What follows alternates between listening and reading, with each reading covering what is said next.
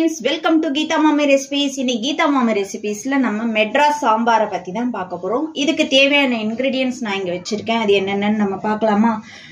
First நம்ம ஒரு 1.5 cup நான் துவரம் பருப்பு தண்ணில சோக் பண்ணி வச்சிருக்கேன் வேக வைக்கிறதுக்காக. கருவேப்பிலை, அரை மூடி தேங்காயை திருவி வச்சிருக்கேன்.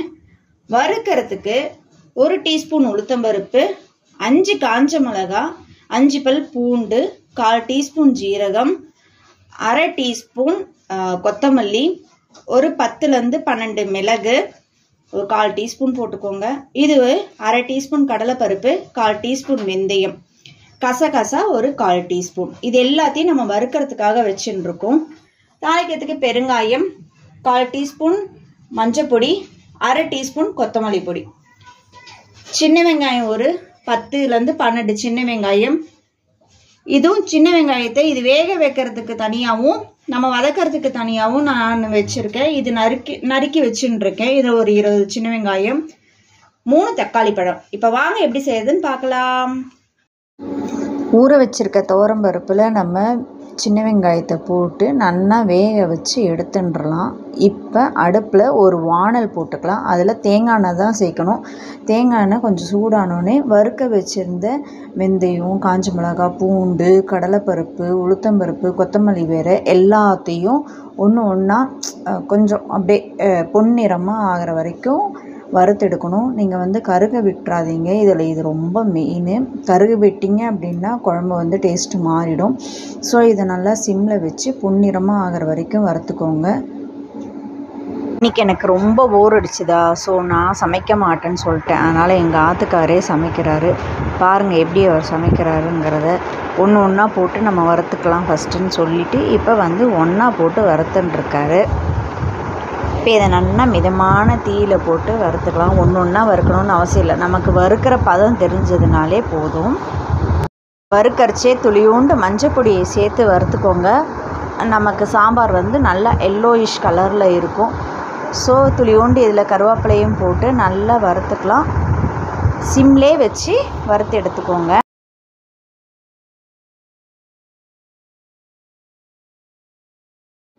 வறுக்க கொடுத்ததை நம்ம வறுத்துக்கலாம். இதிலே நம்ம தேங்காயும் சேர்த்து வறுத்துக்கணும். இது இப்போ ஆற வச்சு மிக்சியில் அரைச்சின்றலாம். ஆறுனதுக்கப்புறம் லைட்டாக தண்ணியை விட்டு அரைச்சிக்கோங்க. அடுத்து நம்ம வேக வச்ச பருப்பையும் சின்ன வெங்காயத்தையும் நல்லா மசிச்சுண்டு ஒரு வானலில் அதில் போட்டு கொதிக்க விடுங்க. கொதிக்கும்போது தேவையான அளவு மஞ்சப்பொடி, நான் வறுக்கரைச்சி கொஞ்சம் மஞ்சப்பொடியும் ஆட் பண்ணேன்.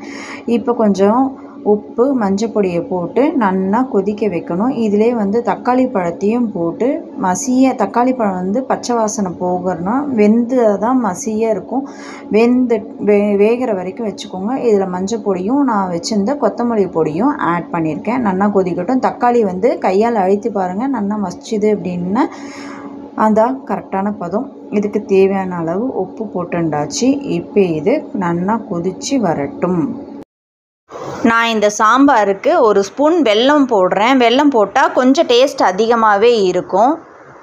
அடுப்பில் வானல் போட்டுன்றலாம். அதில் துளியோண்டு தேங்காய் எண்ணெயை சேர்த்துக்கோங்க. தேங்காய் எண்ணெய் சூடு ஆனதுக்கப்புறம் 1/4 டீஸ்பூன் கடுகு, உளுத்தம்பருப்பை சேர்த்துக்கலாம். உளுத்தம்பருப்பு செவந்த உடனே குண்டு மிளகாய் இருந்தால் குண்டு மிளகாய் 5 போட்டுக்கோங்க. என்கிட்ட குண்டு மிளகாய் இல்லாதனால நான் நீட்டு மிளகாயை போட்டு தாளிக்கிறேன். இது வறுப்பட்ட உடனே வெங்காயம் நம்ம நறுக்கி வச்சுருந்தோம் இல்லையா, அந்த வெங்காயத்தை போட்டு வதக்கின்றலாம். கூடவே கருவேப்பிலை, துளியோண்டு உப்பு சீக்கிரமாக வதங்கிறதுக்காக நான் ஆட் பண்ணி வதக்கினேன். இப்போ நம்ம ஏற்கனவே கொதிக்க வச்ச அந்த பருப்பு கலவையில் இந்த வதக்கினதை சேர்த்து கொட்டின்றலாம்.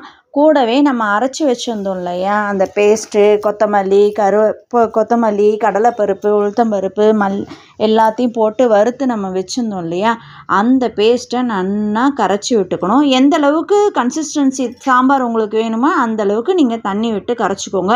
இது நல்லா 2 கொதி வரட்டும். கொத்தமல்லி தழை தூவி ஆஃப் பண்ணிட வேண்டியது. அவ்வளோதான், நம்மளோட மெட்ராஸ் சாம்பார் ரெடி ஆகிடுச்சு. இது நீங்கள் ட்ரை பண்ணிவிட்டு எனக்கு கமெண்ட் பண்ணுங்கள். இந்த வீடியோ பிடிச்சிருந்தா லைக் பண்ணுங்கள், ஷேர் பண்ணுங்கள்.